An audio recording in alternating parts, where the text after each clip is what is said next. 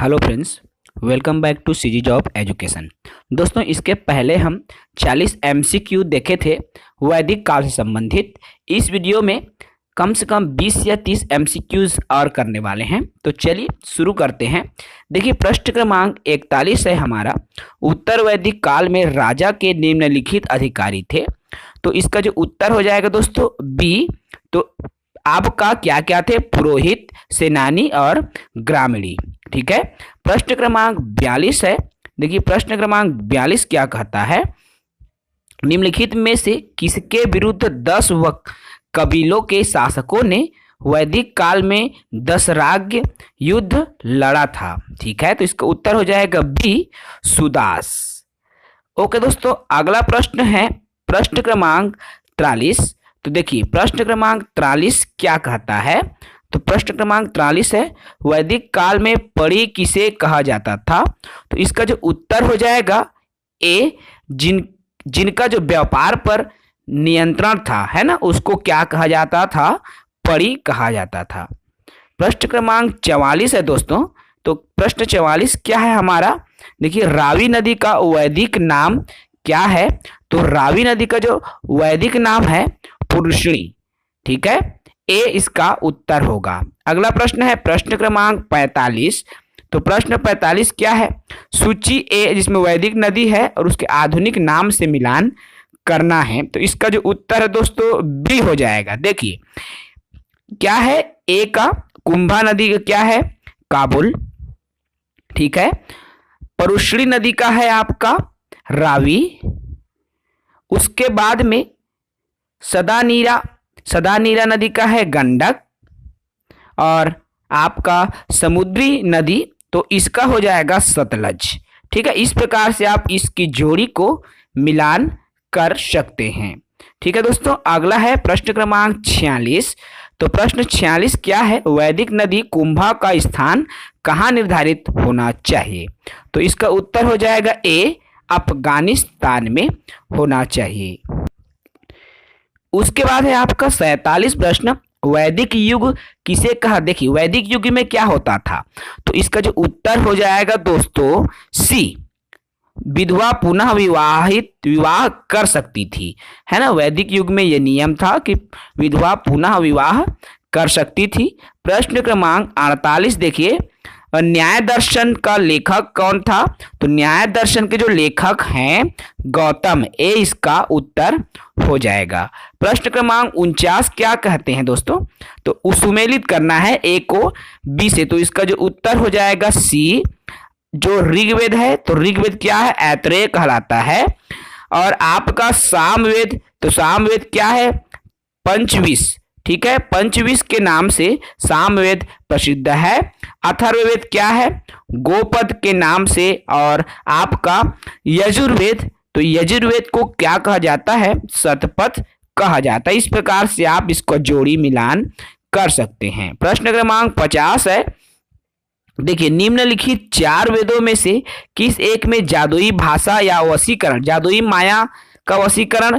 तो इसमें सी, ये अथर्ववेद है दोस्तों। अथर्ववेद में जादुई माया वशीकरण का वर्णन है। मेरे नोट्स से आपको कंप्लीट डिटेल्स मिलेगी। ठीक है। उसके बाद प्रश्न क्रमांक 51 है, गायत्री मंत्र के नाम से प्रसिद्ध मंत्र किस ग्रंथ से मिलता है? तो आपका ऋग्वेद से ही गायत्री मंत्र का पता चलता है। उसके बाद प्रश्न है, देखिए, रामायण के रचयिता कौन है? तो इसका जो उत्तर हो जाएगा डी, वाल्मीकि, जिन्होंने रामायण की रचना की। इसमें इंपॉर्टेंट तथ्य पर भी फोकस करें। तुलसीदास रामचरितमानस की रचना किया। वेद व्यास जो है श्रीमद् भागवत गीता। और भवभूति मालती माधव ने भवभूति की रचना किया था। इस प्रकार से इन 3 चीजों को याद रखेंगे, इंपॉर्टेंट हैं। उसके बाद प्रश्न क्रमांक 53 है, भागवत धर्म प्रधान ग्रंथ निम्न में से कौन था? तो श्रीमद् भागवत गीता, जो कि भागवत धर्म प्रधान ग्रंथ था। प्रश्न क्रमांक 54 है, निम्न में से किसे ऋग्वेद में युद्ध के देवता समझा जाता है? तो बी, इंद्रदेव, जिसको युद्ध का देवता समझा जाता है। उसके बाद है दोस्तों आपका प्रश्न क्रमांक 55, त्रयी नाम है, किसका नाम है? तो देखिए, 3 वेदों का नाम त्रयी कहलाता है। इसमें आपका ऋग्वेद, यजुर्वेद और सामवेद, इन 3 वेदों को शामिल किया गया है। ठीक है दोस्तों। उसके बाद प्रश्न क्रमांक 56 देखिए। तो प्रश्न क्रमांक 56 ये कूट संकेतन पर आधारित प्रश्न है, उसको हटाइए। 57 प्रश्न देखते हैं। निम्न में से किस दर्शन का मत है कि वेद शाश्वत सत्य है? तो इसका उत्तर हो जाएगा सी, मीमांसा। ठीक है दोस्तों। उसके बाद हो जाएगा आपका 58 अध्यात्म ज्ञान के विषय में नचिकेता और यम का संवाद किस उपनिषद से प्राप्त होता है? तो इसका जो उत्तर हो जाएगा सी, कंठ उपनिषद या कंठोपनिषद, जहां से प्राप्त होता है। उसके बाद है प्रश्न क्रमांक 59। तो देखिए उपनिषदों का जो मुख्य विषय है तो क्या है? उपनिषदों का जो मुख्य विषय है दर्शन, बी इसका उत्तर हो जाएगा। क्लियर है दोस्तों। उसके बाद में आता है आपका प्रश्न क्रमांक 60। देखिए आर्य शब्द इंगित करता है, किसको इंगित करता है? श्रेष्ठ वंश को इंगित करता है, डी इसका उत्तर हो जाएगा। उसके बाद में 61वां प्रश्न है आरंभिक वैदिक साहित्य में सर्वाधिक वर्णित जो नदी है तो सिंधु नदी का जो वर्णन है वैदिक काल में सर्वाधिक किया गया है। उसके बाद में है आपका दोस्तों वैदिक नदी अस्किनी की पहचान निम्नलिखित नदियों में से किसके साथ की जाती है? तो इसका उत्तर हो जाएगा सी, चिनाव नदी के साथ। अगला प्रश्न की तरफ बढ़ें तो देखिए इसमें आपका प्रश्न क्रमांक 64 निम्नलिखित में से किस एक वैदिक साहित्य में मोक्ष की चर्चा की गई है? तो डी, उपनिषद जिसमें मोक्ष की चर्चा की गई है। प्रश्न क्रमांक 65 है निम्न में से कौन सी वह ब्रह्मवादिनी थी जिसने कुछ वेद मंत्रों की रचना की थी? तो इसका उत्तर हो जाएगा दोस्तों ए, लोपामुद्रा। ठीक है, लोपामुद्रा की रचना। क्लियर है दोस्तों। उसके बाद है आपका प्रश्न क्रमांक 66। देखिए ऋग्वैदिक काल में निष्ठ शब्द का प्रयोग एक आभूषण के लिए होता था, किंतु परवर्ती काल में उसका जो प्रयोग है किसके अर्थ में हुआ? तो डी इसका जो प्रयोग है सिक्का के अर्थ में होता था। अगला है दोस्तों देखिए ऋग्वैदिक काल में निष्क किस अंग का आभूषण था?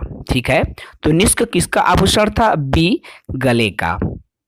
ठीक है दोस्तों, इंपॉर्टेंट चीजें हैं जिस पर हम डिस्कशन कर रहे हैं।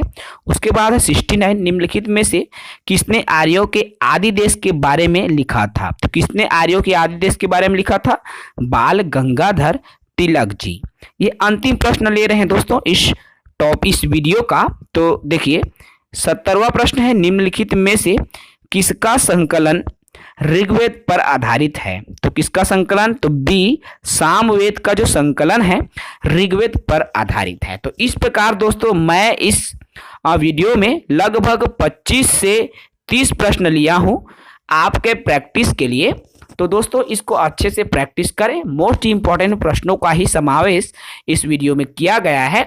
इसके बाद में दोस्तों आपका फर्स्ट जो यूनिट मैं आपको पढ़ाया था उसका जो एमसीक्यूज करना बचा है, अर्थात भारतीय, देखिए इसमें जो है दोस्तों फर्स्ट यूनिट का क्या था आपका? भारतीय समाज था, इंडियन सोसाइटी। तो उस पर एमसीक्यूज का वीडियो मैं कल की डेट में मॉर्निंग में लाने की कोशिश करूंगा। इस वीडियो में इतना ही, मिलेंगे अगले वीडियो में। जय हिंद, जय भारत, जय छत्तीसगढ़।